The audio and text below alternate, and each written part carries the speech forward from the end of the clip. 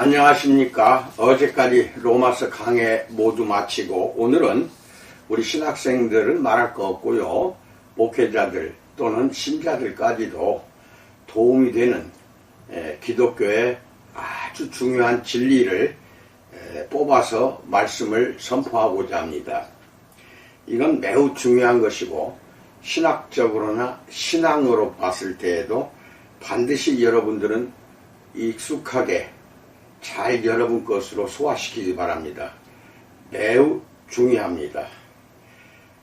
1강 기독교 진리 1강 성경이란 무엇인가? What is the Bible? 이게 무엇이냐는 것이죠. 기독교 신앙에 있어서 한 가지 주제라도 제대로 살펴보려면 하나님이 그 주제에 대해 어떻게 말씀하시는가를 기초로 삼아야 한다. 따라서 기독교에서 믿는 기본적인 내용들을 연속해서 살펴보려 할 때 이런 말씀의 근거인 하나님의 말씀, 곧 성경부터 살펴보는 것이 순서이다. 성경에서 철저하게 다루고 있는 한 가지 주제는 바로 성경 자체다. 성경은 하나님이 자신의 말씀에 대해 어떻게 생각하시는지를 말해준다. 자신의 말씀에 대한 하나님의 생각은 첫째, 권위, 둘째, 명료성, 셋째, 필요성, 넷째, 충분성이라는 네 개의 일반적 범주로 나누어서 볼 수가 있다. 첫 번째, 성경의 권위에 대해서 알아봅니다. 성경에 있는 모든 말씀은 하나님의 말씀입니다. 그러므로 하나님 말씀을 믿지 않거나 순종하지 않는 것은 하나님 자신을 믿지 않거나 순종하지 않는 것입니다. 구약 성경의 여러 본문은 이런 표현으로 시작되는 경우가 많습니다. 여호와께서 가라사대 출애굽기 4장 22절, 여호수아서 24장 2절, 사무엘상 10장 18절, 이사야서 10장 24절, 신명기 18장 18절로 20절, 예레미야서 1장 9절 보세요. 이 표현은 왕의 명령처럼 아무런 도전이나 이의 제기 없이 다음에 이어질 말씀에 무조건 순종해야 한다는 뜻으로 이해해야 합니다. 구약에서는 하나님의 말씀을 직접 인용한 것이 아닌 말씀도 하나님의 말씀으로 여겨집니다. 바울은 디모데후서 3장 16절에서 모든 성경은 하나님의 감동으로 된 것으로 라고 기록하며 이 점을 명확히 밝힙니다. 신약성경도 그 안에 있는 말씀들이 곧 하나님의 말씀임을 확증합니다. 베드로후서 3장 16절에서 베드로는 바울의 모든 편지를 성경의 일부로 지칭합니다.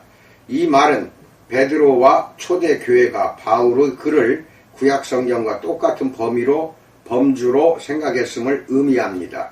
따라서 그들은 바울의 글을 하나님의 말씀으로 여겼습니다.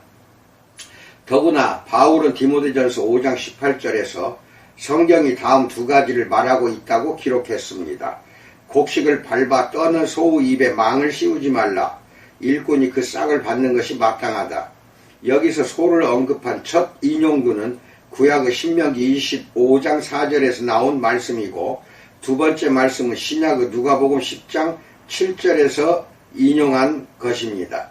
바울은 아무런 망설임 없이 구약과 신약 모두를 인용하면서 이 말씀을 둘 다 성경이라고 부릅니다. 그러므로 여기서도 신약 성경의 말씀은 하나님의 말씀으로 간주가 됩니다. 그래서 바울은 이렇게 말할 수 있었던 것입니다. 내가 너희에게 편지한 것이 주의 명령인 줄 알라. 고린도전서 14장 37절. 구약과 신약은 둘 다 성경으로 간주되므로 디모데후서 3장 16절에서 구약과 신약을 둘 다 하나님의 감동으로 된 것이라고 말한 것은 옳습니다.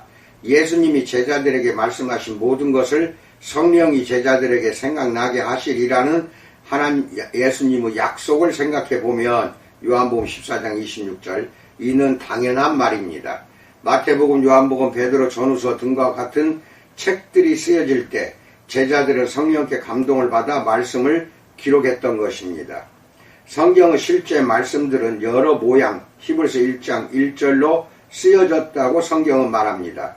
때때로 하나님은 성경 기자에게 직접 말씀하셔서 성경 기자는 단순히 자기가 들은 바를 기록하기도 했습니다. 계시록 2장 1절, 8절, 12절. 또 때로는 성경 기자가 기록 후 많은 부분을 직접 사람들을 만나 알아본 바에 의존하기도 했습니다. 누가복음 1장 1절로 3절. 또 어떤 때는 예수님이 가르치신 말씀을 성령이 상기시켜 주시기도 했습니다. 요한복음 14장 26절. 말씀이 성경 기자들에게 임한 방식과 상관없이 성경 기자들이 기록한 말씀은 그들 자신의 한도, 즉 그들의 성격과 능력과 배경과 훈련의 범위 내에서 쓰여졌습니다. 그러나 그런 말씀들은 또한 하나님이 성경 기자들에게 쓰기를 원하시는 바로 그 말씀, 하나님이 자신의 말씀이라고 주장하시는 바로 그 말씀이었습니다. 하나님이 성경 말씀을 자신의 말씀이라고 주장하신다면 궁극적으로 성경 그 자체 말고 이런 주장의 증거로 의존할 만한 더 높은 권위는 없습니다. 하나님보다 더 높은 권위가 어디 있겠습니까? 따라서 성경의 궁극적인 권위는 성경 그 자체에서 나옵니다. 성경의 주장만이 한 개인의 마음속에서 성령의 역사를 통해 인격적인 확신이 됩니다. 성령은 어떤 식으로든 성경 말씀을 바꾸시지 않습니다. 성령은 초자연적으로 성경을 하나님의 말씀이 되게 만드시지는 않습니다. 성경은 예나 지금이나 하나님의 말씀이기 때문입니다. 그러나 성령은 성경을 읽는 사람들을 변화시킵니다. 성령은 읽는 이들로 하여금 성경이 그들이 읽어본 어떤 책과도 다르다는 사실을 깨닫게 하십니다. 성경 읽기를 통해 사람들은 성경 말씀이 곧 하나님 자신의 말씀임을 믿습니다. 이는 예수님이 요한복음 10장 27절에서 하신 말씀과 같습니다. 내 양은 내 음성을 들으며 저희는 나를 따르느니라. 그 밖에 다른 종류의 논거들, 예컨대 역사적 신빙성, 내적 일관성, 성취된 예언들, 다른 이들에게 끼친 영향, 내용의 장엄한 아름다움과 지혜 등도 성경의 주장이 이치에 합당함을 깨닫도록 돕는데 유용합니다.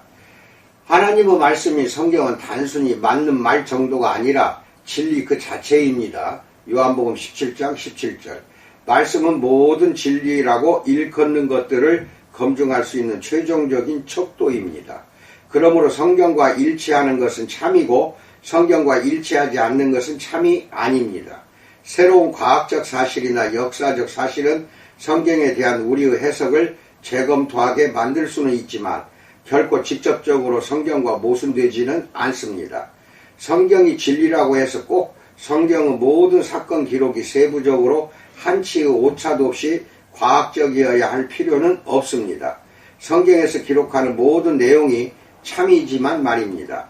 또 우리가 어떤 한 주제에 대해 알 필요가 있거나 알 수 있는 내용 전부를 성경이 우리에게 말해 주어야 할 필요도 없습니다. 말씀은 결코 그런 것을 요구하지 않습니다. 더구나 성경은 평범한 사람들이 평범한 문제에 평범한 언어로 썼기 때문에 인용문들이 아무 형식 없이 등장하기도 하고 문법이나 철자도 흔치 않고 독특한 형태가 쓰이기도 합니다. 그러나 이런 것들은 진실성의 문제와는 관련이 없습니다. 성경은 그 원래 형태에 있어서 사실과 모순되는 어떤 것도 주장하지 않습니다. 성경에서 사실과 모순되는 어떤 것을 주장한다면 우리는 성경을 믿을 수 없습니다. 또 성경을 믿을 수 없다면 하나님 자신도 믿을 수 없습니다. 성경이 무언가 잘못된 것을 주장한다고 믿는 것은 곧 하나님 자신을 믿지 못하는 것이나 마찬가지일 것입니다. 하나님 자신을 믿지 못하는 것은 곧 어떤 주제에 있어서 자신을 하나님보다 더 심오하고 발달된 이해력을 가진 더 높은 권위자로 여기는 것입니다. 그러므로 성경은 그 자체를 하나님의 말씀이라고 증거하기 때문에 우리는 그 말씀을 이해하려고 애써야 합니다. 그렇게 하는 것이 곧 하나님 자신을 이해하려고 애쓰는 것이기 때문입니다. 우리는 성경 말씀을 믿으려고 노력해야 합니다. 그렇게 하는 것이 곧 하나님 자신을 믿으려고 노력하는 것이기 때문입니다. 또 우리는 성경 말씀에 순종하려고 애써야 합니다. 그렇게 하는 것이 곧 하나님께 순종하려고 애쓰는 것이기 때문입니다. 두 번째, 성경의 명료성에 대해서 알아봅니다. 우리는 성경을 읽고 이를 이해하려고 애쓸 때 어떤 본문은 다른 본문보다 이해하기 쉽다는 사실을 알게 됩니다. 어떤 본문은 처음에는 이해하기 어려워 보이지만 성경은 그리스도인이 되고 그리스도인으로 살고 그리스도인으로 성장하는 데 필요한 모든 것을 명확히 이해할 수 있도록 씌워졌습니다. 성경에는 몇몇 베일에 쌓인 부분도 있습니다. 그러나 그런 부분들이 성경 읽기에 큰 걸림돌이 될 정도는 아닙니다. 여호와의 증거는 확실하여 우둔한 자로 지혜롭게 하기 때문입니다. 시편 19편 7절. 주의 말씀을 열무로 우둔한 자에게 비추어 깨닫게 하나이다. 시편 119편 130절. 하나님 말씀은 이해가 잘 되고 명확해서 우둔한 자, 즉 건전한 이해력이 부족한 사람도 말씀을 통해 지혜롭게 될 수 있습니다. 하나님의 일은 영적으로야 분변되기 때문에 고린도전서 2장 14절. 성경의 정확한 이해는 어떤 사람의 지적인 능력의 결과라기보다는 영적인 상태의 결과인 경우가 많습니다. 종종 성경의 진리는 예수님 말씀을 거부한 사람들에게는 미련하게 보이게 마련입니다. 14절. 그러나 그렇다고 해서 성경과 관계된 모든 오해가 다 어떤 사람의 영적인 상태 때문인 것은 아닙니다. 많은 사람, 즉 많은 경건한 그리스도인들이 성경의 일부분을 크게 오해했습니다. 심지어 제자들도 예수님이 하신 말씀을 종종 오해했습니다. 예컨대 마태복음 15장 16절을 보세요. 때때로 이는 제자들의 완악한 마음 때문이기도 했고 누가복음 24장 25절, 또 어떤 때는 나중에 깨닫게 되기를 기다려야 하기 때문이기도 했습니다. 요한복음 12장 16절.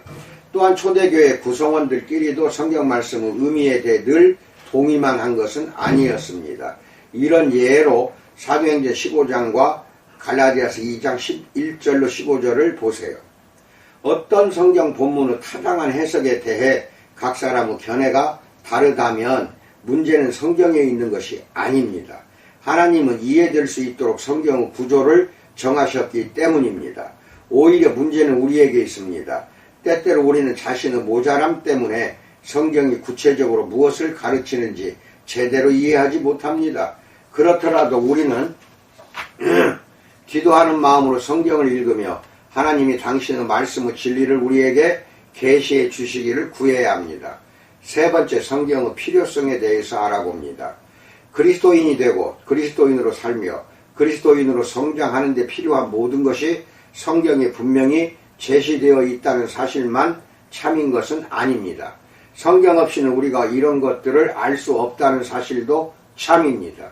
성경의 필요성이란 우리가 하나님을 인격적으로 알고 우리의 죄를 용서받으며 하나님이 우리에게 무엇을 행하기를 원하시는지 확실히 알려면 성경을 읽거나 다른 이들에게 성경의 내용을 듣는 일이 꼭 필요하다는 뜻입니다. 바울은 전파하는 자가 없이 어떻게 누군가가 그리스도인이 될 수 있겠느냐고 물으면서 이 점을 넌지시 지적합니다. 로마서 10장 14절. 믿음은 들음에서 나며 들음은 그리스도의 말씀으로 말미암기 때문입니다. 로마서 10장 17절. 그리스도의 말씀을 전하는 사람이 아무도 없으면 사람들은 구원받지 못할 것이라고 바울은 말합니다. 그리고 그 말씀은 성경에서 나옵니다. 따라서 그리스도인이 되는 법을 알려면 대개는 성경에서 이 문제에 대한 부분을 읽거나 성경이 이 문제에 대해 무엇을 말하는지 다른 사람의 설명을 들어야 합니다. 이는 바울이 디모데에게 한 다음 말과 같습니다. 성경은 능히 너로 하여금 그리스도 예수 안에 있는 믿음으로 말미암아 구원에 이르는 지혜가 있게 하느니라. 디모데후서 3장 15절. 한편 신앙생활은 성경으로 시작될 뿐 아니라 성경을 통해 왕성해집니다. 예수님은 마태복음 4장 4절에서 이렇게 말씀하셨습니다. 사람이 떡으로만 살 것이 아니요 하나님이 입으로 나오는 모든 말씀으로 살 것이라. 신체적인 생명이 물리적인 음식 속에 있는 양분으로 매일 유지되듯이 영적인 생명도 하나님의 말씀 속에 있는 양분으로 매일 유지됩니다. 규칙적인 성경 읽기를 소홀히 하면 영혼의 건강에 해롭습니다. 더 나아가 성경은 하나님의 뜻에 대한 분명하고 확실한 진술을 담은 유일한 원천입니다. 하나님은 모든 면에서 우리에게 향하신 당신의 뜻을 계시하셨지만 오묘한 일은 우리 하나님 여호와께 속하였거니와 많은 면에서 하나님의 뜻이 성경을 통해 우리에게 계시된 것은 우리로 이 율법의 모든 말씀을 행하게 하시기 위함입니다. 신명기 29장 29절. 하나님께 대한 사랑은 그의 계명들을 지킴으로써 입증됩니다. 요한일서 5장 3절. 그리고 하나님의 계명은 성경에서 찾을 수 있습니다. 성경은 많은 일에 필요하지만 하나님과 하나님의 성품, 하나님의 도덕법에 대해 어렴풋이나마 아는 데는 굳이 성경까지 필요치 않습니다. 하늘이 하나님의 영광을 선포하고 궁창이 그 손으로 하신 일을 나타내는도다. 시편 19편 1절. 바울은 악한 이들조차도 하나님을 알만한 것이 저희 속에 보임이라 하나님께서 이를 저희에게 보이셨느니라 라고 말합니다. 로마서 1장 19절. 악한 이들도 하나님에 대해 알 뿐 아니라 자기 마음과 양심 속에 하나님의 도덕법에 대한 어렴풋한 이해가 있습니다. 로마서 1장 32절, 2장 14절로 15절. 그러므로 하나님의 존재와 성품과 도덕법에 대한 이런 일반 계시는 모든 사람에게 주어져 있습니다. 이 계시는 자연을 통해 하나님의 역사적 사역을 통해 하나님이 모든 사람에게 심어주신 내적인 의식을 통해 볼 수 있습니다. 이를 일반 계시라고 부르는 까닭은 그것이 일반적으로 모든 사람에게 주어졌기 때문입니다. 이는 성경과는 구별됩니다. 그와 달리 특별 계시는 하나님이 특정한 사람들에게 주시는 계시입니다. 성경 전체는 특별 계시이며 그러므로 성경의 역사적인 이야기에 기록되었듯이 하나님이 선지자들이나 그 밖의 사람들에게 직접 주신 메시지입니다. 네 번째, 성경의 충분성에 대해서 알아봅니다. 구약시대에 살았던 이들은 신약에서 발견되는 하나님의 완성된 계시의 혜택을 누리지는 못했지만 나름대로 일생 동안 하나님이 그들에게 말씀하고자 하신 모든 말씀을 접할 수 있었습니다. 오늘날 성경은 사람이 그리스도인이 되고 그리스도인으로 살며 그리스도인으로 성장하는 데 필요한 하나님의 모든 말씀을 담고 있습니다. 하나님 앞에 완전하려면, 여기서 완전은 성숙입니다. 하나님 말씀에 순종하기만 하면 됩니다. 행이 완전하여 여호와의 법에 행하는 자가 복이 있으며 시편 119편 1절. 성경에서 하나님은 우리가 행하기를 원하시는 모든 선한 일에 필요한 가르침을 주셨습니다. 디모데후서 3장 16절로 17절. 성경이 충분하다는 말은 바로 이런 뜻입니다. 결과적으로 우리를 향한 하나님의 말씀을 찾을 수 있는 곳은 오직 성경뿐입니다. 그리고 결국 우리는 성경에서 발견한 내용에 만족해야 합니다. 우리는 성경의 충분성에 힘입어 어떤 문제에 대해 생각하거나 어떤 상황에서 행동할 때 하나님이 우리에게 원하시는 바를 발견할 수 있도록 성경을 뒤져야 합니다. 그런 문제나 상황에 있어서 모든 시대의 모든 사람에게 하나님이 말씀하시고 싶은 모든 내용을 성경에서 찾아볼 수 있습니다. 성경이 우리가 생각해낼 수 있는 모든 문제를 직접적으로 답변해 주지는 않겠지만 오묘한 일은 우리 하나님 여호와께 속하였거니와 신명기 29장 29절. 모든 선한 일 디모데후서 3장 17절에 필요한 지침들은 우리에게 제공할 것입니다. 우리는 성경에서 구체적인 문제에 대한 구체적인 답변을 찾지 못했어도 자신이 실용적이라고 생각하는 내용을 성경의 계명에 마음대로 덧붙여서는 안 됩니다. 하나님이 매일매일 특정한 상황에 따라 특정하게 우리를 인도하실 수는 있지만 그렇다고 우리에게 어떤 현대적인 계시나 지시 또는 하나님에게서 나왔다고 믿어지는 다른 형태의 인도를 성경과 동등하게 여길 수 있는 자격이 있는 것은 아닙니다. 또한 우리는 그런 식의 인도를 일반적인 다른 그리스도인에게나 우리 교회의 다른 이들에게 강요하려 해서는 안 됩니다. 우리의 그런 인도는 언제든 틀릴 수 있고 하나님은 우리가 그런 것에 성경 말씀의 지위를 부여하는 것을 결코 원치 않으시기 때문입니다. 우리가 때때로 바라는 정확한 지시나 규칙을 하나님이 주시지 않은 문제와 상황도 있습니다. 그러나 성경만으로도 충분하기 때문에 우리는 성경의 계명이나 가르침에 덧붙일 권리가 없습니다. 예컨대 어떤 교회는 주일 아침 특정 시간에 모이는 것이 적당하지만 또 다른 교회는 아프교회와는 다른 시간에 모이는 것이 더 적당할 수도 있습니다. 왜냐하면 성경에서는 주일 예배 시간 문제에 대해 직접적으로 언급한 적이 없기 때문입니다.